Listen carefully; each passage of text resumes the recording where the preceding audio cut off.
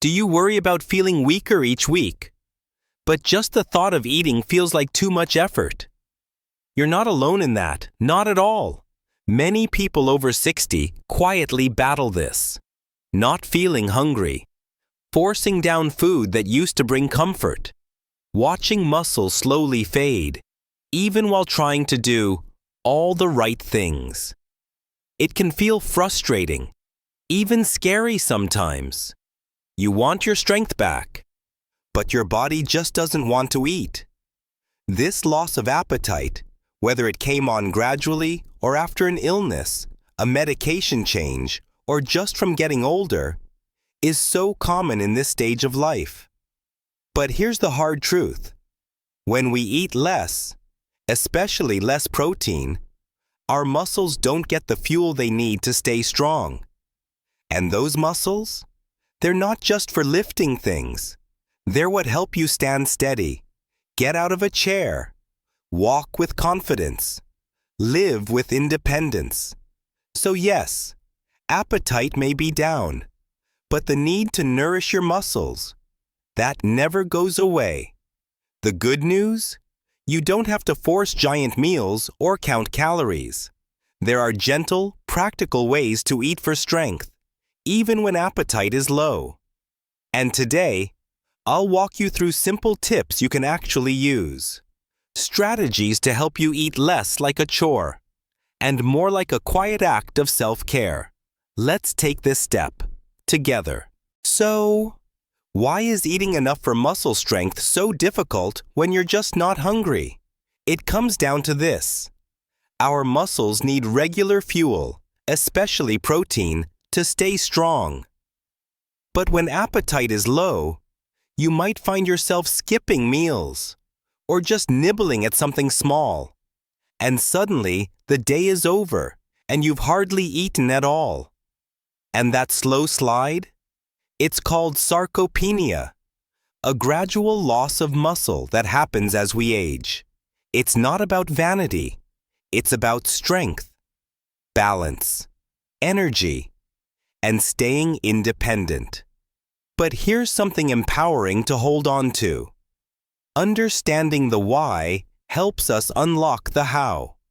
And there are ways to give your body what it needs, even if your stomach isn't interested. So let's talk about those now. First, let's focus on making every bite count. When you're only able to eat a little, it helps to choose foods that give a lot back. This is called nutrient density. It just means packing in more nutrition with less food. So instead of plain toast, maybe it's toast with peanut butter and a sprinkle of chia seeds. Instead of broth, try creamy lentil soup with soft veggies and a swirl of olive oil. Even a spoonful of avocado on a cracker can be a win. Think of it this way.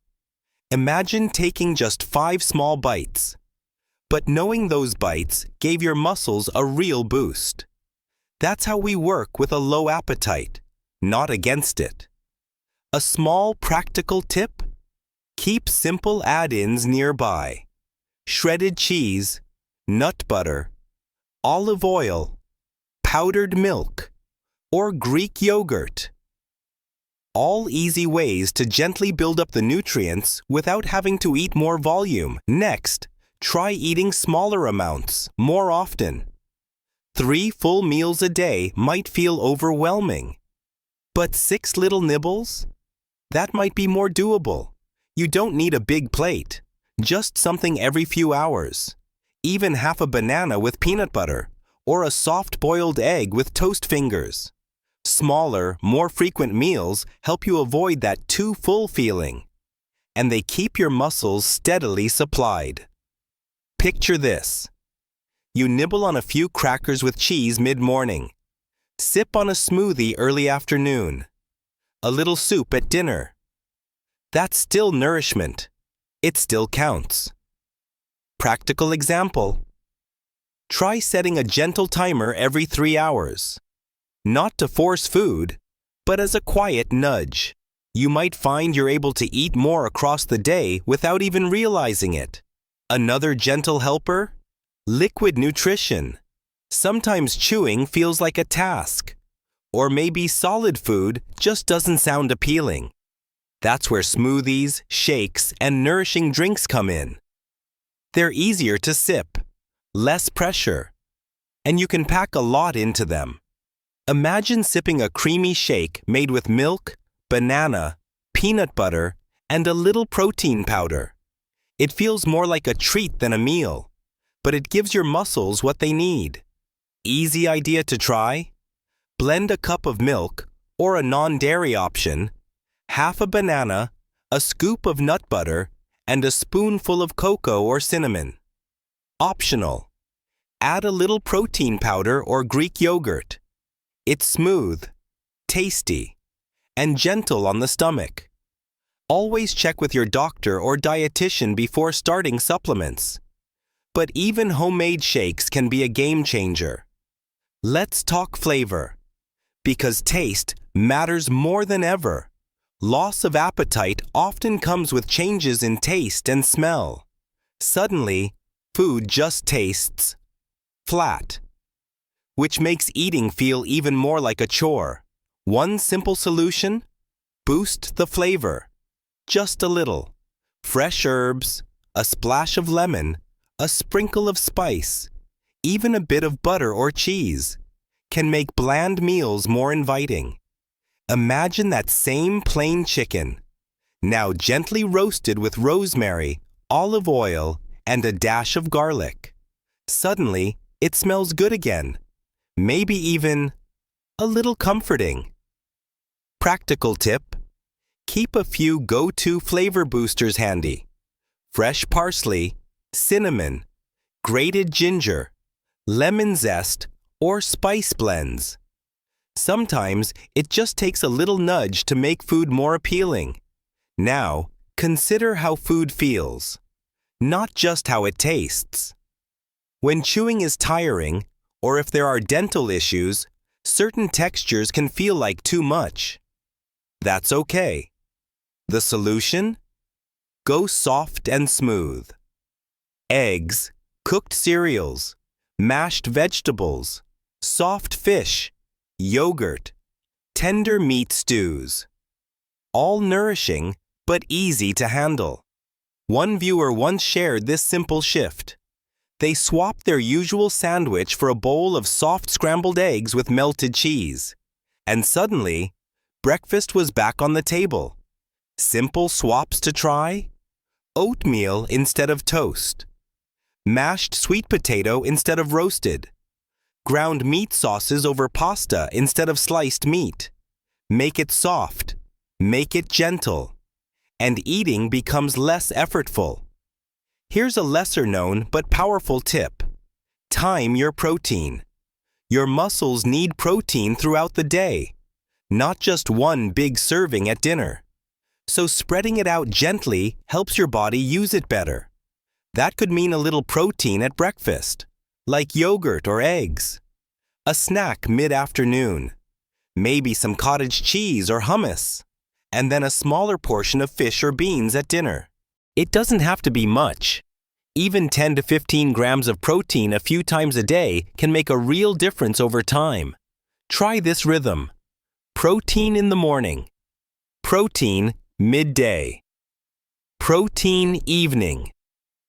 Not more food. Just better timing. And of course, listen to your body. No need to force anything. Ever. If something doesn't feel right, talk to a healthcare provider. They can help you personalize what works best for your unique body. Now, before we finish, there's something really important I want to say. All the strategies we've talked about, small meals, nutrient-dense foods, smoothies, soft textures, they can help a lot. But they don't replace this next step, understanding why the appetite is low in the first place. Because often, there's more going on underneath. And when you get to the root of it, eating can start to feel easier again. Sometimes it's physical.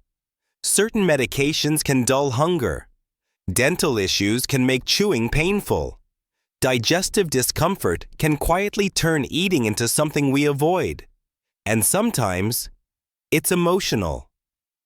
Loneliness, depression, or grief can take away the desire to eat, even when we know we should.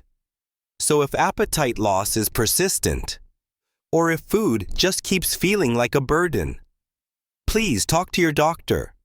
They may be able to adjust medications, recommend tests, or connect you with a dietitian who truly understands older adults. There's no shame in asking for help. It's a strong step, not a weak one. Does any of this feel familiar to you?